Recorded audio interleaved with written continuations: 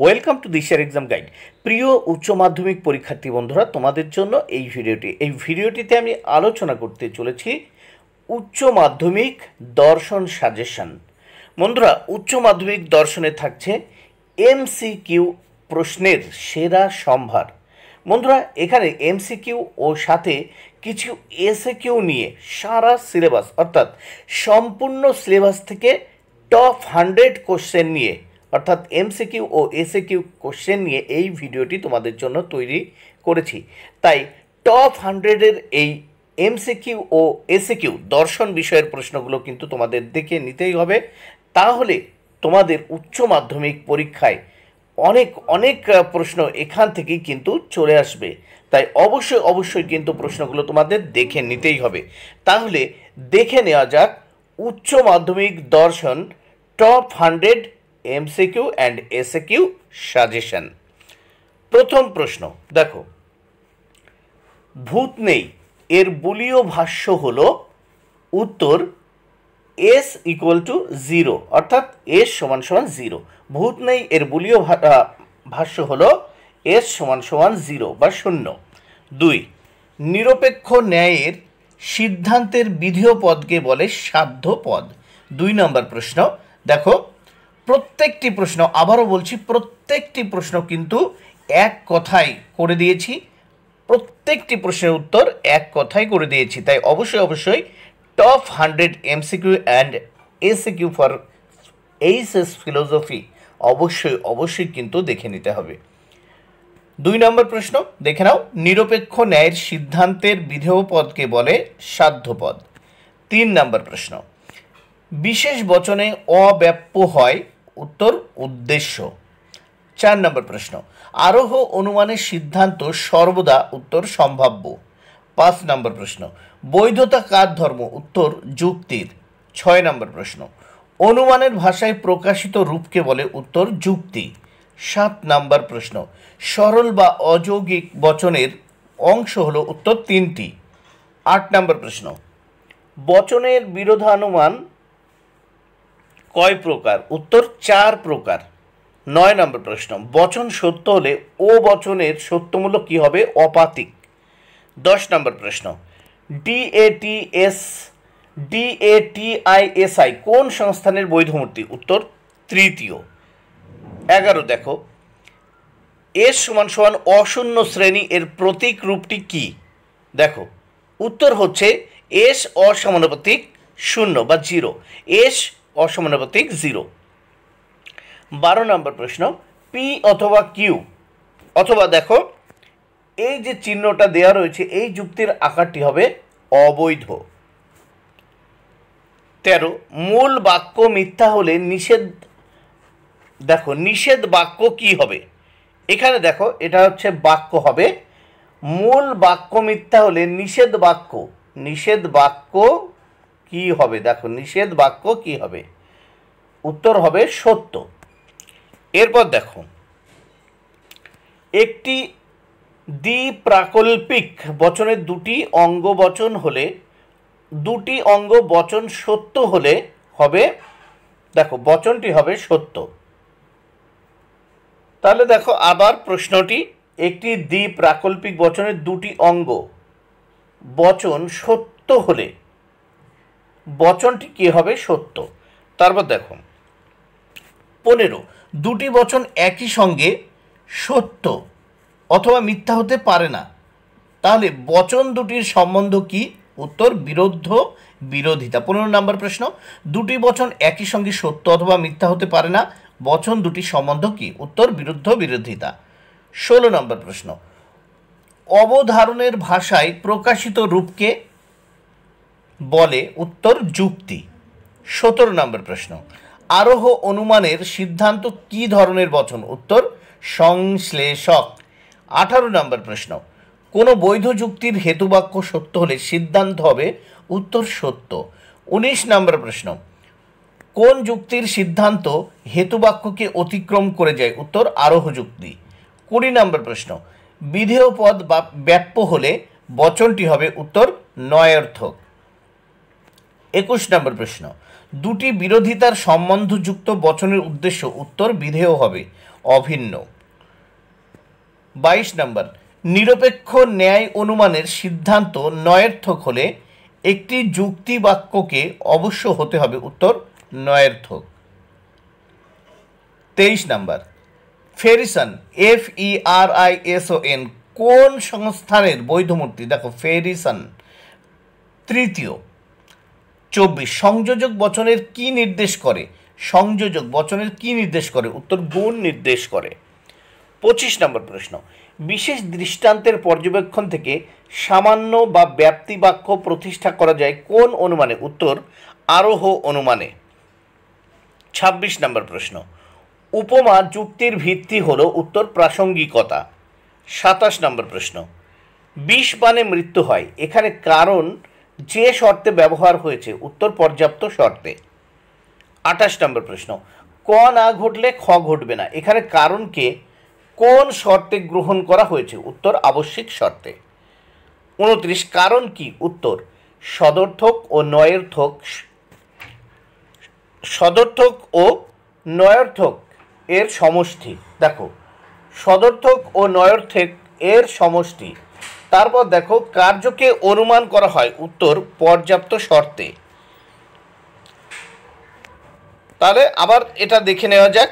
এখানে দেখো 29 নম্বর প্রশ্ন, সদর্থক ও নয়ার্থক শর্তের কারণ কি? দেখো এটা কিন্তু শর্তের হবে, শর্তের সমষ্টি। শর্তের সমষ্টি। সদর্থক ও নয়ার্থক শর্তের বা শর্তের সমষ্টি। কারণ কি? এবার দেখো 30 নম্বর প্রশ্ন, কার্যকে অনুমান করা হয়? উত্তর পর্যাপ্ত শর্তে। কার্যকে অনুমান করা হয় পর্যাপ্ত শর্তে। 31 নম্বর প্রশ্ন, আরোহ অনুমান কয় প্রকার? উত্তর 2 প্রকার। 32 নম্বর প্রশ্ন, লৌকিক আরোহ অনুমানের ভিত্তি হলো? উত্তর অবাধ অভিজ্ঞতা। 33 নম্বর প্রশ্ন, অপসারণ সূত্রের ভিত্তি কি? উত্তর কার্যকারণ নিয়ম। 34 নম্বর প্রশ্ন, কার মতে সহপরিবর্তন পদ্ধতি হলো অন্যই পদ্ধতির রূপান্তর? উত্তর রিড এর মতে। 35 নম্বর প্রশ্ন, তৃতীয় সংস্থানে বৈধ মূর্তি কয়টি? উত্তর 6টি। 36 নম্বর প্রশ্ন, সব বচনই বাক্য কিন্তু সব বাক্য বচন নয়, বাক্যটির সত্য মূল্য কি? উত্তর সত্য। 37 নম্বর প্রশ্ন, সকল মানুষ হয় মরণশীল এবং কোনো কোনো মানুষ হয় মরণশীল এই বচন দুটির মধ্যে কি বিরোধিতা? উত্তর অসম বিরোধিতার সম্পর্ক। 38 নম্বর প্রশ্ন, সবচেয়ে জোরালো বিরোধিতা কোনটি? উত্তর বিরুদ্ধ বিরোধিতা। 39 নম্বর প্রশ্ন, কি কেবল সত্য বা মিথ্যা হতে পারে? উত্তর বচন। 40 নম্বর প্রশ্ন, কোন বাক্যের সাহায্যে সিদ্ধান্ত প্রতিষ্ঠা করা হয়? উত্তর হেতুবাক্য। 41 নম্বর প্রশ্ন, শর্ত কার অংশ? উত্তর কারণের অংশ। শর্ত কার অংশ? উত্তর কারণের অংশ। 42 নম্বর প্রশ্ন, কোনটি মিলের পরীক্ষামূলক পদ্ধতি নাম পদ্ধতি নামে পরিচিত? এখানে দেখো কোনটি মিলের পদ্ধতি নামে পরিচিত? দেখো এটা নামে হবে, এখানে নাম আছে, নামে পরিচিত। কোনটি মিলের পদ্ধতি নামে পরিচিত? উত্তর ব্যতিরেকী পদ্ধতি। 43 নম্বর প্রশ্ন, আরোহ অনুমানের আকারগত ভিত্তি হলো? উত্তর প্রকৃতির একরূপতা ও কার্যকারণ নীতি। 44 নম্বর প্রশ্ন, আরোহ অনুমানের সামান্যীকরণের মাধ্যমে যে বচন প্রতিষ্ঠা করা হয় তাকে সামান্য সংশ্লেষক বচন বলে। 45 নম্বর প্রশ্ন, কোনো যুক্তির হেতু বাকি এবং সিদ্ধান্ত উভয় যদি মিথ্যা হয় তবে যৌক্তিক আকারটি কি হবে? উত্তর অবৈধ। দেখো কোনো যুক্তির হেতু বাক্য এবং সিদ্ধান্ত উভয়ই যদি মিথ্যা হয় তবে যৌক্তিক আকারটি কি হবে? অবৈধ। 46, লজিক শব্দটি কোন শব্দ থেকে এসেছে? উত্তর লগস থেকে।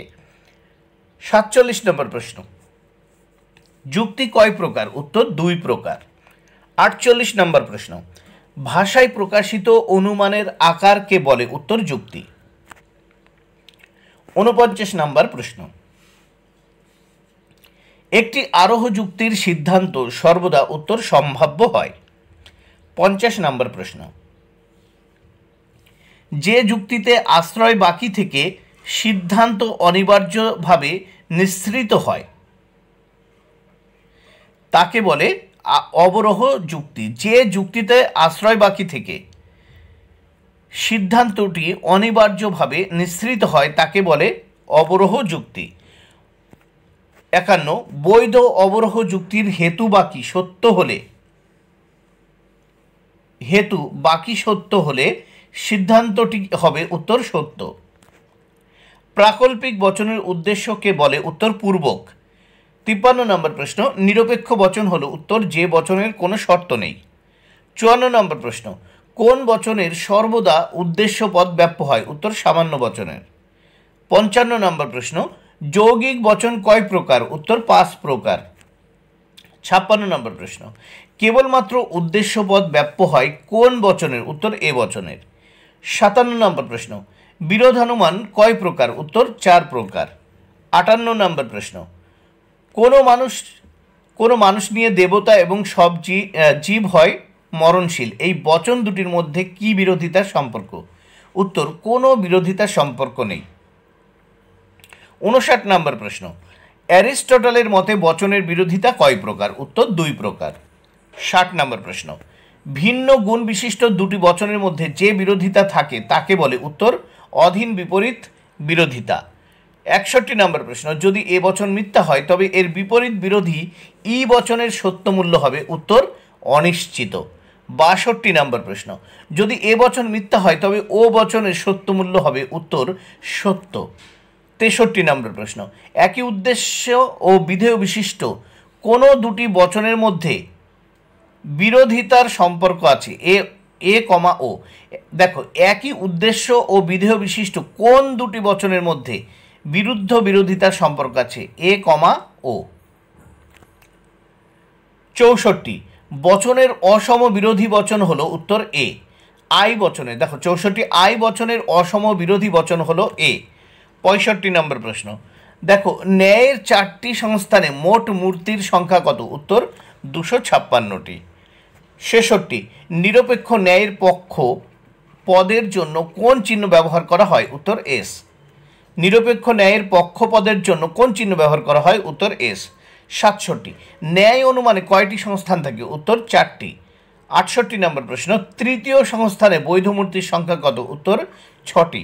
69 নম্বর প্রশ্ন পক্ষ পদটি পক্ষ আশ্রয় বাক্য ছাড়াও নয় যে স্থানে থাকে তা হলো উত্তর সিদ্ধান্তের উদ্দেশ্য স্থানে। পক্ষ পদটি পক্ষ আশ্রয় বাক্য ছাড়াও নয় যে স্থানে থাকে তা হলো সিদ্ধান্তের উদ্দেশ্য স্থানে। নিরপেক্ষ নয় অনুমানে যে পদ সিদ্ধান্তের বিধেয় স্থানে থাকে বা বসে তাকে বলে উত্তর সাধ্য পদ। 71 নম্বর প্রশ্ন চতুর্থ সংস্থানে বৈধ মূর্তির সংখ্যা কত উত্তর 5টি। 72 নম্বর প্রশ্ন অপসারণের তৃতীয় সূত্রের ভিত্তি হলো উত্তর কারণের পরিমাণগত লক্ষণ। 73 নম্বর প্রশ্ন অপনয়ন সূত্র কয়টি উত্তর 4টি।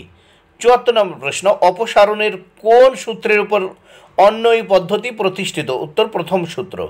75 নম্বর প্রশ্ন মিলের প্রথম অপসারণের সূত্রের ভিত্তি হলো উত্তর কারণের গুণগত লক্ষণ। 76 নম্বর প্রশ্ন দ্বৈত অন্যয়ী পদ্ধতি হলো উত্তর অন্যয়ী ব্যতিরেকী পদ্ধতি। 77 নম্বর প্রশ্ন অবৈধ সামান্যকরণ দোষ হয় যে পদ্ধতির অপপ্রয়োগের ফলে তা হলো উত্তর অন্যয়ী পদ্ধতি।